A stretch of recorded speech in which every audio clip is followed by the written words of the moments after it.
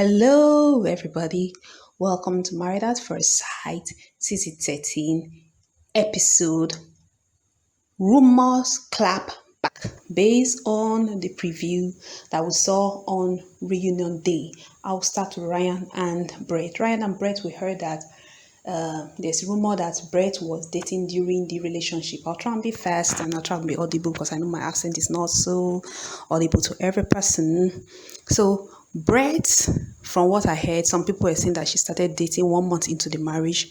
1 month into the marriage was about the time that Brett lost her dog. When she lost her dog, many people sent her flowers, cards, and we know that Ryan was very supportive. I put that supportive under quotation marks because Ryan was like, she lost that dog. I have to be kind to her. It was like he was being dragged out of the grave to be kind and not to be supportive to her. I was really, as I said, I think I said it that I was not happy when he was talking about her leaving her clothes in her dryer and he did not even like volunteer. So, do you want me to take your clothes off your dryer knowing that she just lost a dog of 11 years? That is just so unfeeling of him. He was so detached. And I believe that if, I don't not say that it is because that Lifetime is, to me, they should even cancel this program because Lifetime is just so drama driven. It's not really into the real, to me, I don't think so anyway. So, she lost her dog 1 month about into it. People were sending her flowers. Ryan was not there. He moved that. He said because of the fact that based on what Dr. Pepper said or insinuated that Brett snores, and so he was like, if I don't sleep, you won't like me. If I don't get enough sleep, and so he moved to another room. And after a while, we found out that he was not even in the room at all. He went back to his house. So if Brett is somebody that the relationship with during that time, the person was a consoler, a companion, a dog. I don't think that they had any intention of having a relationship. They did not even, I don't believe that they categorized it as an affair or anything like that. It was just a close friend, a companion like that. That's what I'm thinking. I may be wrong, but we'll find out anyway next week. And we've always been right so far, almost always, about 90% anyway. So I'm expecting I'll be right. So maybe if it happened that she has actually met somebody during that time, it would be like somebody that she knew before, at least casually, and the person brought her flowers and kept her company and was consoling to her. She was able to confide in the person, and then them knowing that, well, this person, you are practically strangers, you have not consummated this marriage, it is an annulable marriage. So they developed a bond, and probably that was how we saw Brett towards the end of the program, like she was healing, because Brett was still willing to make the marriage work, but Ryan was still so double standard, hot and cold. Maybe that was why Ryan was even suggesting when they went to the farmhouse that maybe we can sleep in the same room. Maybe it was like, oh, that her friend is getting so cozy. Like, maybe I should try to engage, or maybe it was just like what Brett was saying, being hypocritical about it all. So I don't know. That is my take on Ryan. Oh, I wanted this video to be short. Well, Ryan and Brett, that's it. So on the relationship about Bao and Johnny, I've already said that I don't believe that they are dating as at reunion day. Maybe they are eyeing each other. Both of them have some similar qualities. They love the intercourse thing, and so maybe they will work at there, but both of them are players, so it will not work. That is just the truth. I'm telling you, it will not work. And I've never seen a black man who can date a woman that bathes just 3 times a day, not the one that is educated like Berserk. I'm sorry if I offended anybody, it's just the truth. Next person is, oh, some people have tuned off.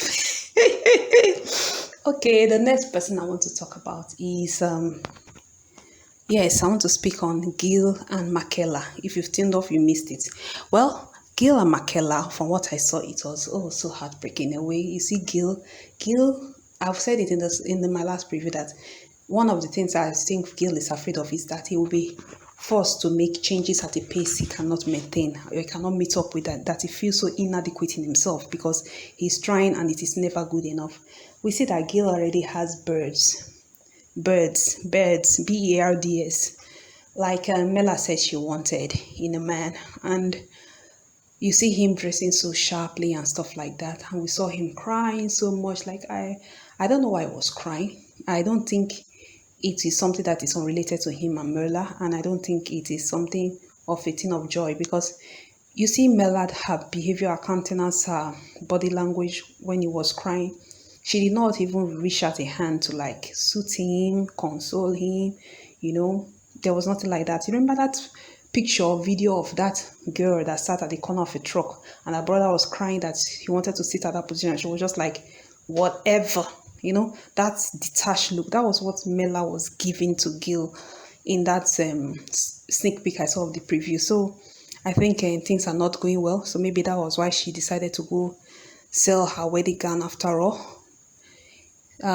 Seems like decision day that Mela and Gil are no longer together. That's what I think anyway, based on what I saw. I may be wrong.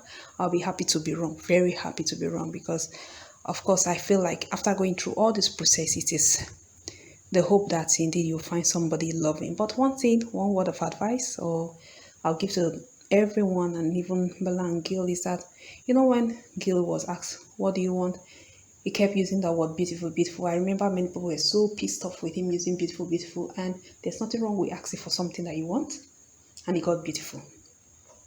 Now you have to understand that when you want a beautiful like the one that Mela has, Mela sleeps without makeup, wake up without makeup, moves around without makeup, and her face looks flawless. It takes money. It takes care. It takes procedures that cost dollars. So Gil got what he wants. He came with a package of boogie or whatever he calls it. And Mela wanted someone that was patient. Patient. My dear, I don't think Bigot is patient too. I don't think Jeff Bezos is patient. I don't think Buffett is patient. Those people are not patient. You know, if you want shopping life and patience and rich man, my dear, I don't think they go together. You have to move at the person's pace, not your pace at you are the way you are saying it. So it is life. We keep asking for things that are beyond our reach sometimes. I think, I don't know if they could have worked, but I just think in my own layman way of looking at it that it might have been able to work. But as I said in my last review, I fear that Gil will not be able to meet the pace of demand from Mela. And Mela will get to a point where she will ride over Gil's patience and what's the word? Composure. And I think that was what we saw in this sneak peek preview. So thank you all for listening to my clapback on rumors for the reunion day. Thank you all for listening. I appreciate each and every one of you, especially my 5 subscribers. Ciao.